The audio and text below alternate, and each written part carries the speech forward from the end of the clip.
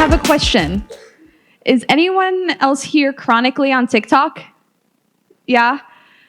I am on it way too often. I never post anything really, but I'm on it all the time. And my question to you, without thinking too much about it, what's the last TikTok audio that got stuck in your head?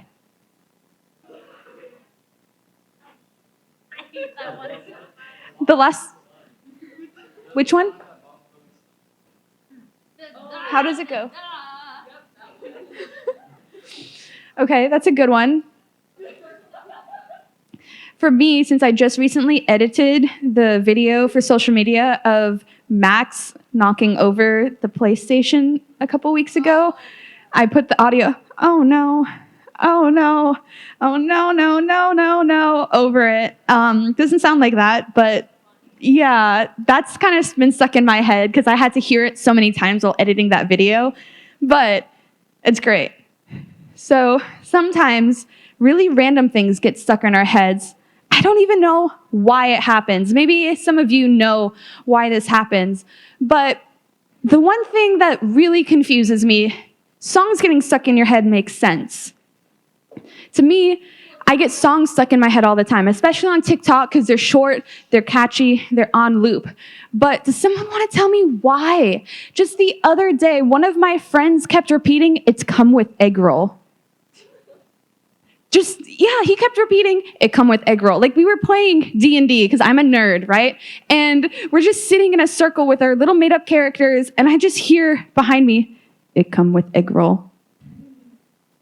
But weird things get stuck in our head, and it's really hard to get it out of our head.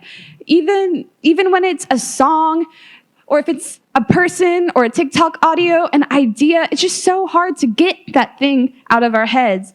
And it's just living there rent-free, and there's nothing you can do about it. The truth is, sometimes people get stuck in our heads, right?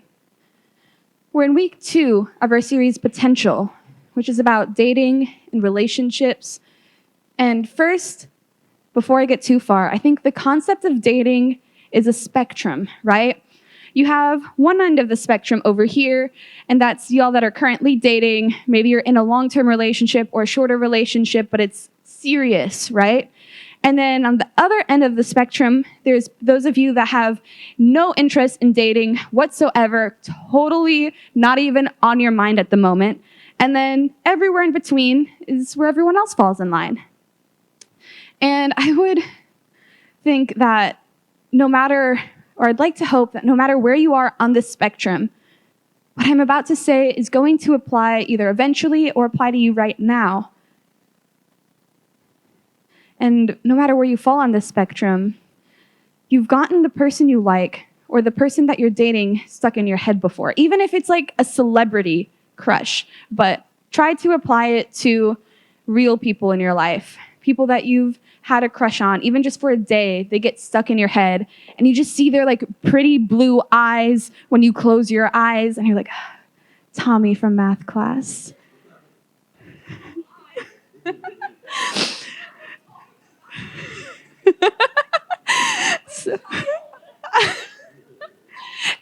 But they get stuck in our heads. Is it a problem? No. I would argue it's not a problem. In fact, it's natural to think about the person that you like a lot, especially during the beginning stages of liking them or this relationship. But have you ever known someone who was entirely obsessed with the person they were seeing, and you couldn't quite explain it, but you knew that something was off about it? We've all known that couple that can't be apart from each other ever, at all, like for any length of time. And it's kind of awful, isn't it? Hopefully you're not that person. It's unsettling, or at the very least, it's a little bit annoying that they can't ever be apart or go even a few minutes without talking about the other person. And I think the reason is because thinking about someone nonstop only becomes a problem when a person or the idea of having a person becomes an obsession. If you've had a friend that got too obsessed, it probably hurt when they either continually left you unread, or they canceled plans that they made because they were hanging out with their significant other, or they just dropped off the face of the planet, and you would see them post on social media, and it's all pictures with their new boo thing, and you never hear from them. You're probably able to recognize that at a certain point, it became unhealthy. The fact is, there's nothing wrong with having someone in your life. There's nothing wrong with being excited about it. In that same vein, there's nothing wrong with wanting to have someone in your life. I think that's kind of natural. But the question I want to talk about today, how do you know when interest is healthy or if it's crossing that line into obsession? When you recognize that someone has become an obsession in your life, what do you do about it? Because you can't not care about the person, right? Kind of the whole idea of dating someone is because you care about them a lot, ideally. But this morning, we're going to talk about how much of this is healthy and when it starts to become unhealthy. No matter where you fall on this dating spectrum, like I talked about earlier, if this doesn't apply to you right now, keep it in mind for later. It's super important information, and it's wisdom that can often apply to relationships you have in general with friends or family members. But today, I'm going to read from Ephesians. So if you have a Bible or your YouVersion app, go ahead and get to the book of Ephesians. And this was written by the Apostle Paul. Paul wrote a lot of the New Testament. He typically wrote to emerging faith communities or small churches, and he really wanted people to love God, love each other, and live better lives. That's why it's so important to learn from these writings. Shouldn't we want those same things after all? I really hope that every single one of you wants to love others and love God and live the best lives that you possibly can. So even if dating, as we know it, this concept of dating that we have in our modern culture isn't ever talked about in the Bible, we can still apply this wisdom in the Bible to dating. Paul writes in Ephesians 5:15, "Be very careful then how you live, not as unwise, but as wise." When you like someone, when you date someone, you'll have a lot of choices that you can make. Here, Paul is encouraging us to make wise choices, to pay attention to our actions and what the result of those actions will be. This applies to more than just dating, too. With your friends, with homework, with anything in your life, you can choose to make unwise decisions, or you can choose to make wise decisions.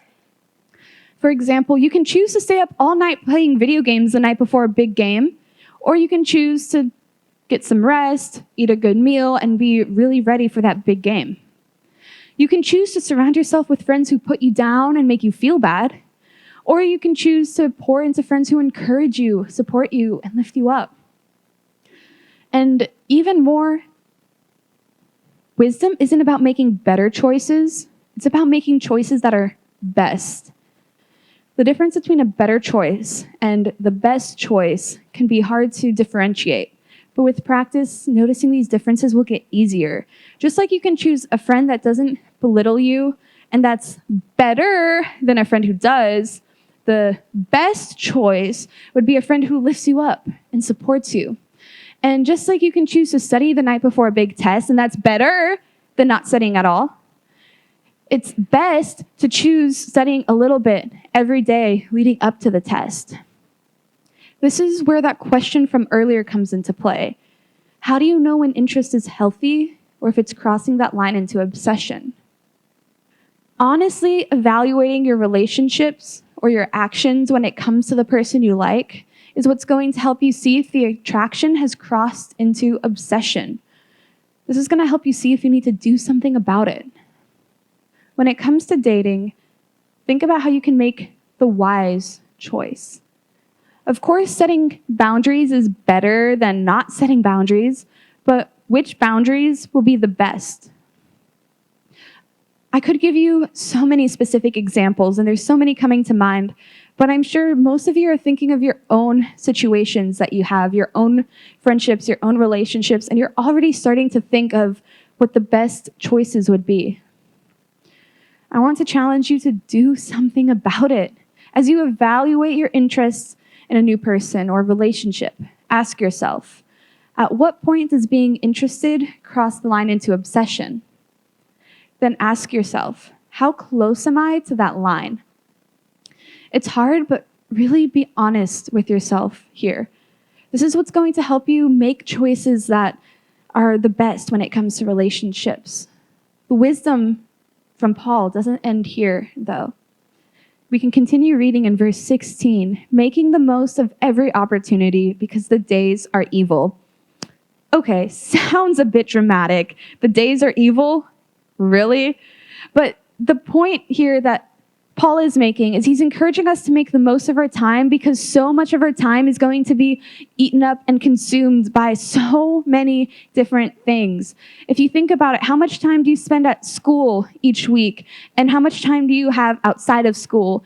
And you probably have hobbies and friends and different extracurriculars, and your time, before you know it, 2 weeks has passed. And it's crazy how fast it goes. That's what he's talking about here is the days are evil just means you can use them well or you can let them get away from you. You have 4 years in high school. 4 years. Why not be intentional with the time you spend during those 4 years? Once you graduate, you'll never experience anything like high school again. This time, this moment is special. It's the only time where you're seeing the same people at school every day and then going to homework, but you probably have a license or are working on getting your license, so you have more freedom than you used to in middle school. Your parents probably trust you more than they did when you were in 6th, 7th, or 8th grade, and each year you get older, you're getting a little bit more responsibility. It's unique. It's different. Think, what memories do you want to make in these 4 years? During this short amount of time, you have so many opportunities. You can encourage your friends. You can influence people who are younger than you. You can make a positive difference in the lives of others and even develop yourself and your interests. I can look at each and every single one of you, and I know that God is working in you currently. He's working through you, and he has a specific plan for you because each of you are unique. You have different gifts and talents, and you have different strengths and weaknesses, and God is using you with your friends right now and your family right now, and he wants to keep using you. He wants to use you in specific ways while you're in high school too, because there are ways that you can impact people while you're in high school than any other point in your life. There are things that each of you can do better than I can do. There are people that you can reach that no one else would ever be able to reach. And you can use the rest of your time in high school wisely. Dating can 100% be a part of how you use that time. Dating isn't evil or it can be beneficial. But I would encourage you not to let it be a distraction from the special opportunities and the unique relationships that you have access to right now. Regardless of what the better choice may be, the best choice is to live your life while in high school to the fullest and not to let anyone hold you back from living this full life, because that's our bottom line for today. Nothing in life should hold you back from the rest of your life. If there's one thing that you take away from what I say today, one thing you take away from Paul's wisdom, let it be that. Nothing in life should hold you back from the rest of your life. And if your dating life is holding you back, maybe you should deeply consider what to do about it. Keep in mind, again, there's nothing wrong with dating, but think about how it affects your life outside of dating. How much time are you spending with this person, and how much time are you not spending doing other things? So here's what you can do to make sure you don't cross that line into obsession. Number 1, feel free to write these down or take a picture when I'm at the end of the list, but broaden your focus. It's not wrong to think about someone a lot, But make sure you're thinking about other things too. Make sure your focus isn't zeroed in on this one person. Try to look at the big picture. Think about in high school the goals that you have. Think about the people that are important in your life. Think about the opportunities that you want to take advantage of. Are you taking advantage of those opportunities? Next, if you're currently in a relationship, don't forget the people around you. Isolating yourself from your friends, your family, the people who really care about you just for one person isn't healthy. Don't push people away. Make time for them. If you realize that you've been spending so much time with your significant other that you haven't seen your best friend in weeks, maybe you should reevaluate that relationship or how you're treating that relationship. Next, if you aren't dating anyone, don't make it your only goal in life. There's nothing wrong with wanting a significant other, but if that becomes your only goal, if that's the only thing that you're working towards, you might risk things for a relationship that aren't worth risking. You might risk your individuality, your goals, your friends, your family, your faith, your individuality, your physical or emotional health. These are all things that you risk losing if a relationship is number one and you're sacrificing everything for it. Dating can be a really good thing. Don't miss out on your only 4 years of high school for it. And more importantly, don't sacrifice the rest of your life after high school for a relationship in high school. If you have goals or achievements that you want to make while you're in high school or in college, don't let a relationship be what holds you back. Make wise choices when it comes to dating. After all, nothing in your life should be able to hold you back from the rest of your life.